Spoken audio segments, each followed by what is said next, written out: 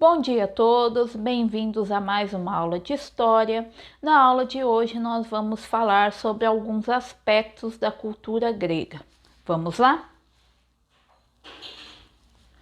Bom, gente, dentro da questão política, a Grécia Antiga ela teve uma grande participação e contribuição para a nossa sociedade, tá?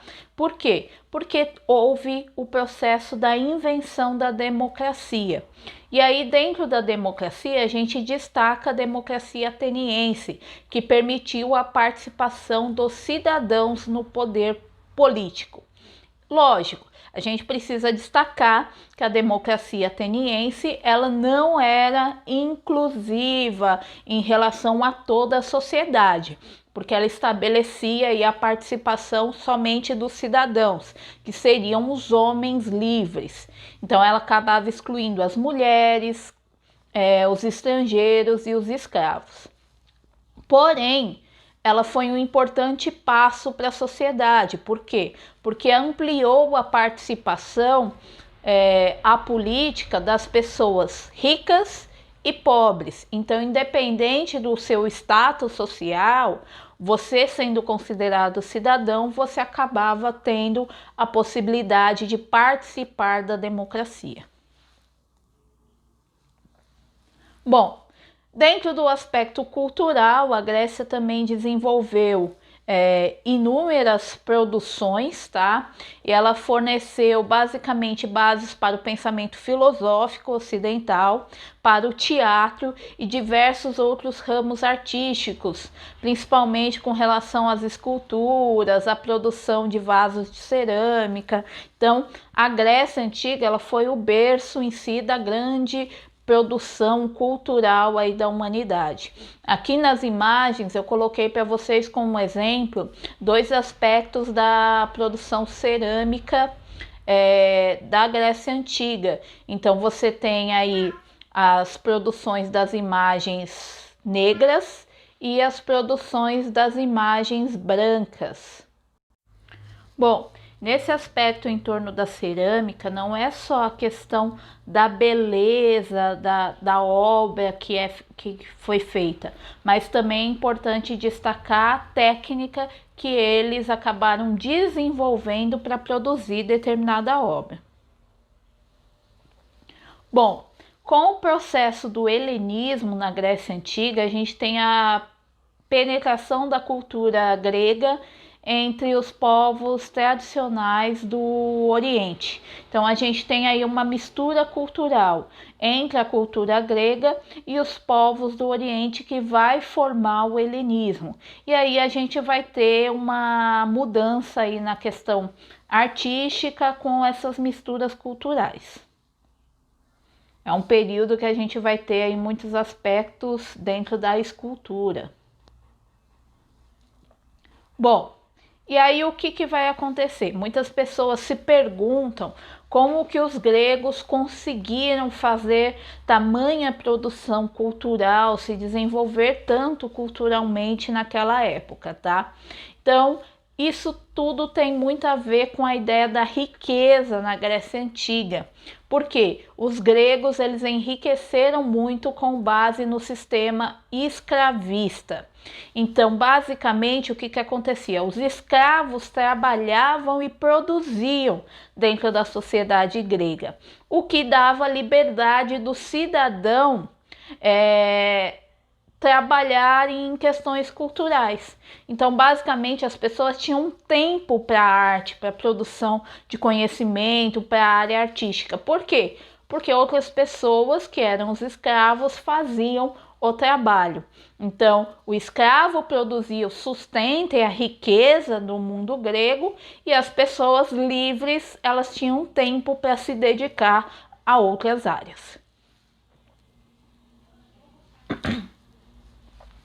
Bom, gente, e aí o que acontece? Essa relação entre o escravismo e a cultura acabava sendo muito importante. Por quê? Porque o escravo ele era empregado em praticamente todas as atividades produtivas e aí o cidadão grego ele podia gozar da mais absoluta liberdade. E aí, basicamente, você não precisando trabalhar para se sustentar, você tem todo o tempo do mundo para se dedicar para outras áreas. Então você se dedicava à busca de conhecimento, que acabou desenvolvendo a filosofia, você se dedicava à escultura, à produção artística, você se dedicava ao esporte.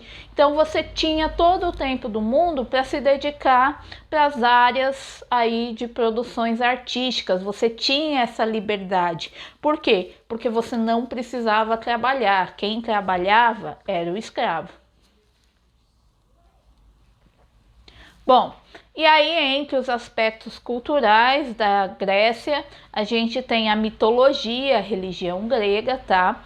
Então, os gregos, eles entendem o universo através da sucessão de várias gerações divinas. Então, a gente tem aí o período dos titãs no poder, e a gente tem várias histórias em torno aí das disputas e trocas de poder entre titãs, deuses, dentro da mitologia grega, tá? Então a gente tem a ideia do Cronos, que seria a divindade do tempo, tá?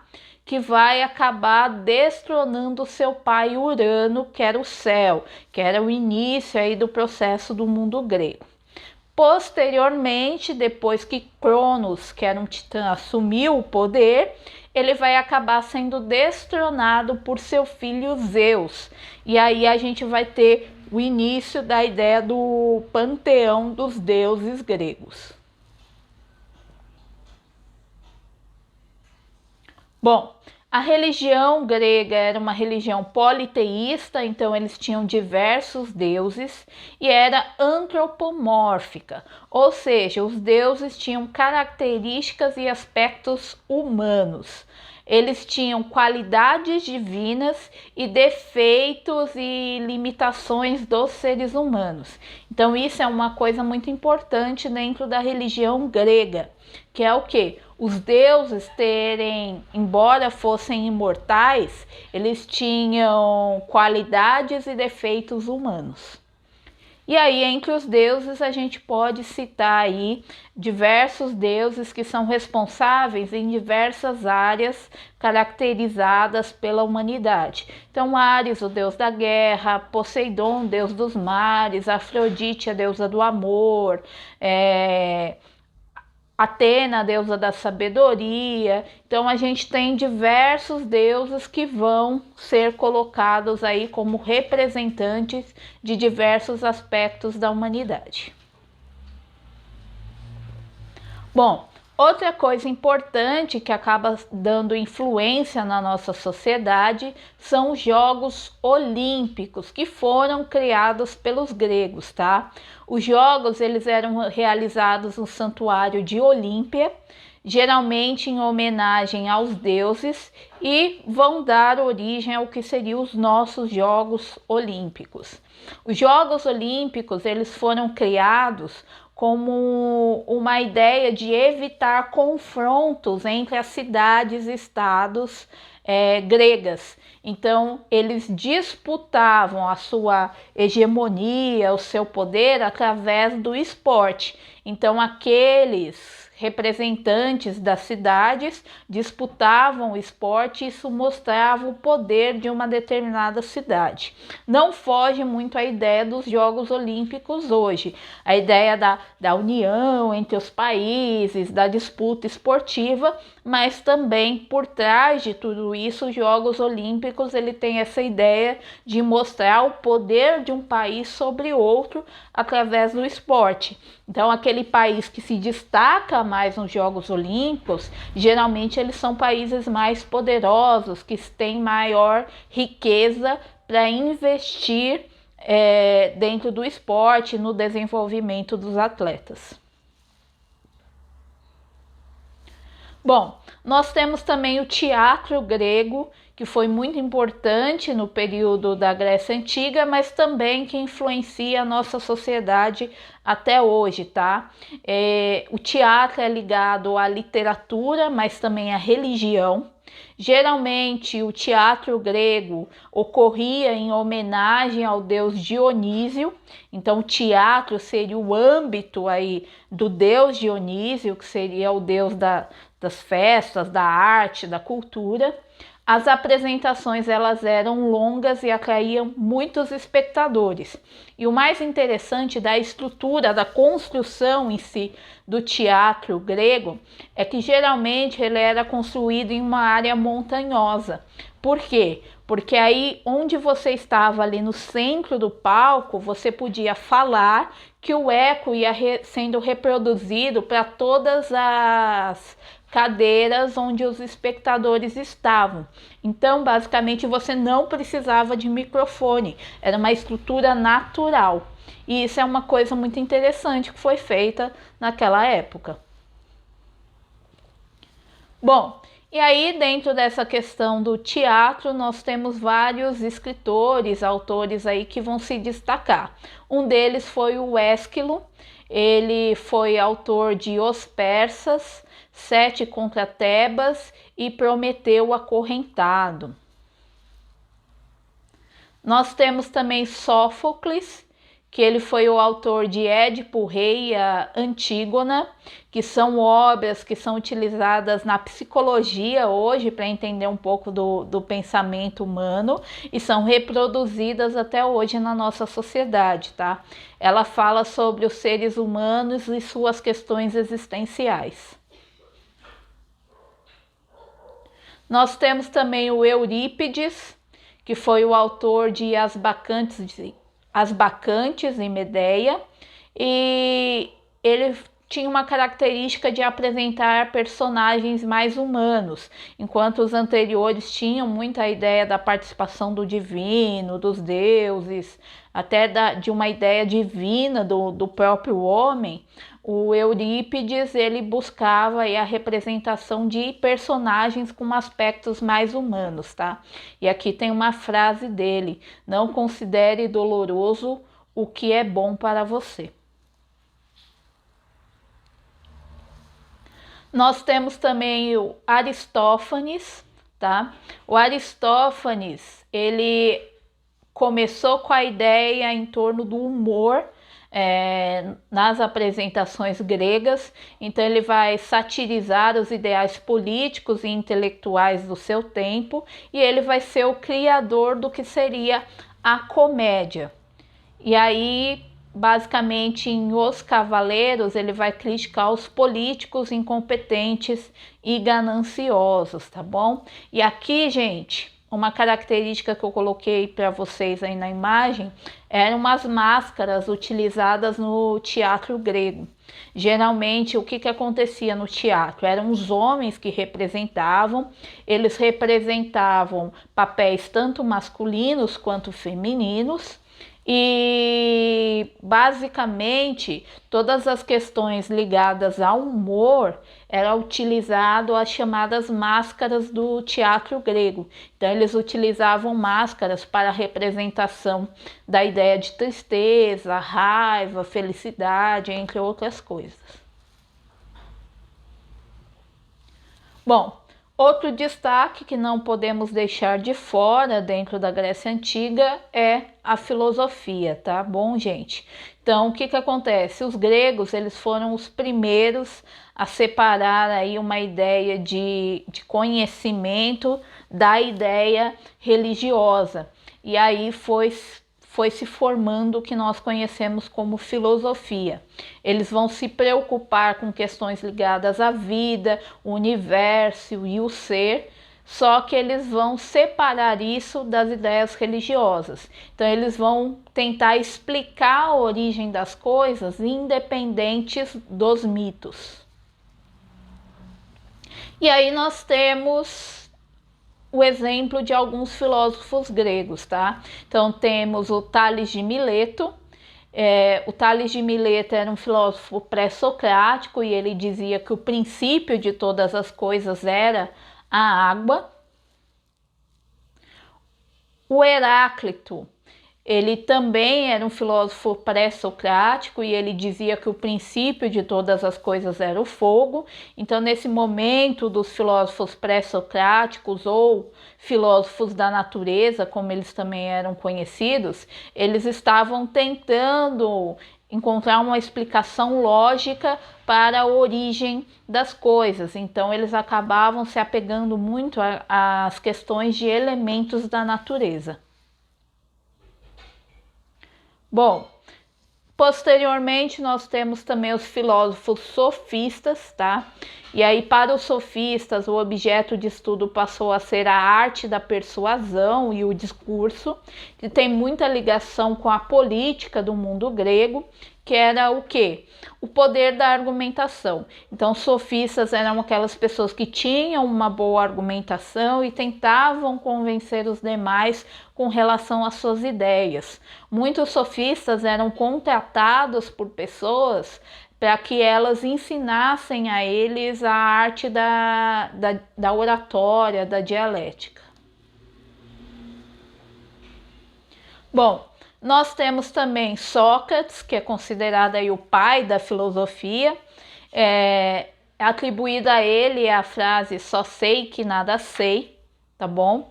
Então, Sócrates é um dos filósofos mais reconhecidos dentro do mundo grego e ele acreditava que as pessoas poderiam, por meio da razão, alcançar a verdade e distinguir o certo do errado. E aí a frase "só sei que nada sei" é justamente em torno dessa ideia de que se você tem consciência de que você não sabe, você está aberto ao conhecimento. E por conta disso, ele era considerado um dos homens mais sábios do mundo grego. Bom, logo em seguida nós temos aí Platão, que foi o discípulo de Sócrates. Platão ele foi fundador da Academia de Atenas. As ideias seriam formas básicas de todas as coisas do universo.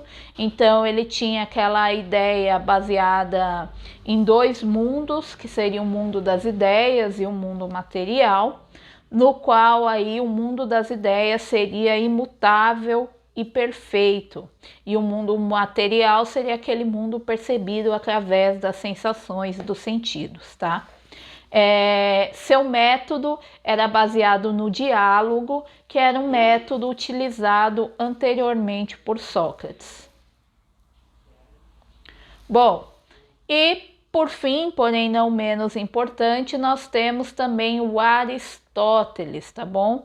O Aristóteles ele vai produzir um vasto trabalho que vai abranger diversas áreas do conhecimento, como lógica, política, ciências naturais e ética. O Aristóteles ele é discípulo de Platão. E ele vai acabar se posicionando com ideias contrárias à de seu mestre.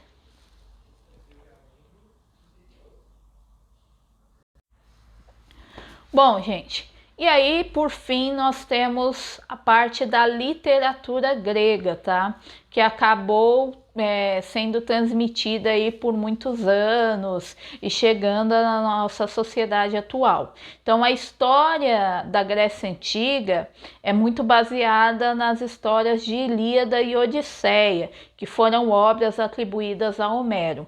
Ilíada conta a famosa Guerra de Troia e a Odisseia conta a história de Ulisses, tentando retornar a Ítaca, que era a sua cidade natal, que era a cidade que ele governava, tá bom?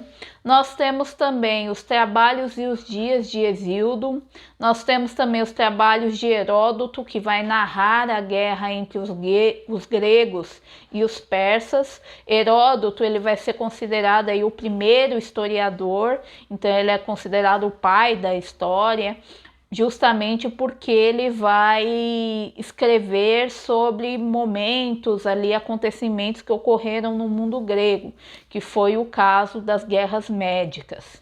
E nós temos também Tucídides, que também disputa nessa vaga aí de primeiro historiador, porque ele vai escrever aí a história da guerra do Peloponeso e vai propor aí situações do porquê os gregos acabaram sendo prejudicados e derrotados nesse processo da Guerra do Peloponeso. Por que a cidade de Atenas foi derrotada? Então ele vai propor justificativas para a cidade de Atenas ter sido derrotada. Então ele vai fazer, além de descrever o que aconteceu, ele vai propor situações que expliquem aquele resultado final que foi a derrota de Atenas. Bom, gente, por hoje é só. Espero que vocês tenham gostado da aula. Se cuidem e até a próxima.